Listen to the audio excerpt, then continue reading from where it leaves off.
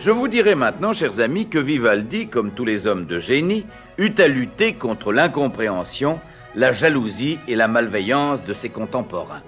Cette lutte stérile était d'autant plus grave que Vivaldi était de santé fragile. Depuis son enfance, il avait à affronter des crises d'asthme et il dut pour cela renoncer à dire la messe. Je ne dis plus la messe et je ne la dirai plus jamais, non par défense au commandement, mais en raison d'une maladie de naissance qui me rend oppressé. À peine ordonnée prête, j'ai dit la messe pendant 1 an ou plus, et puis j'ai renoncé à la dire, ayant dû 3 fois quitter l'hôtel sans la terminer à cause du même mal.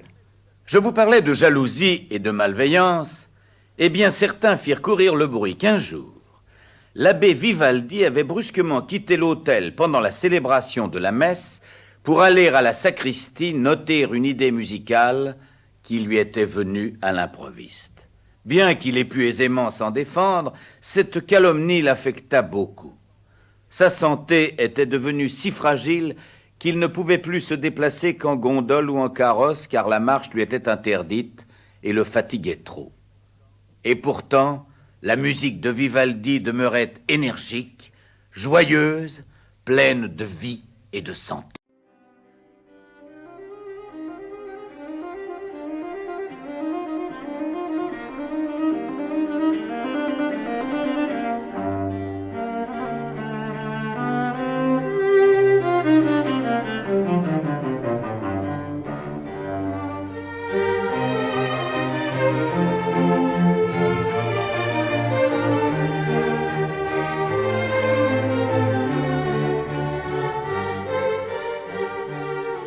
Il reste étonnant, en effet, qu'il ait pu fournir une somme de travail qui nous apparaît absolument prodigieuse.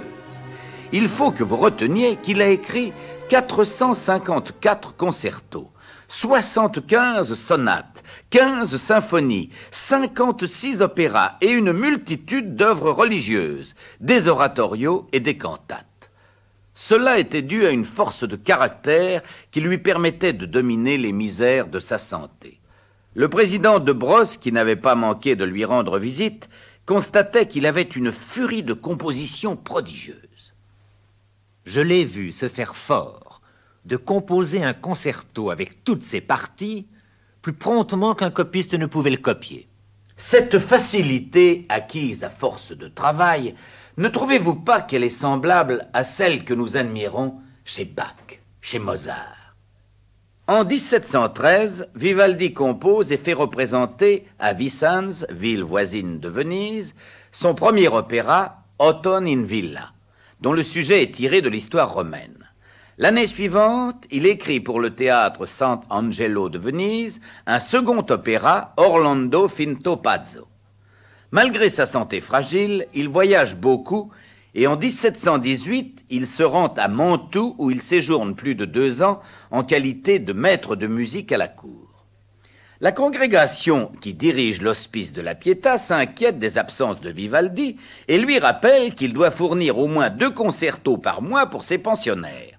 Je ne sais si vous imaginez ce que dans le monde moderne cela représenterait pour un musicien. Eh bien, Vivaldi s'exécute en se conformant à ses engagements, mais n'en poursuit pas moins ses activités hors de Venise.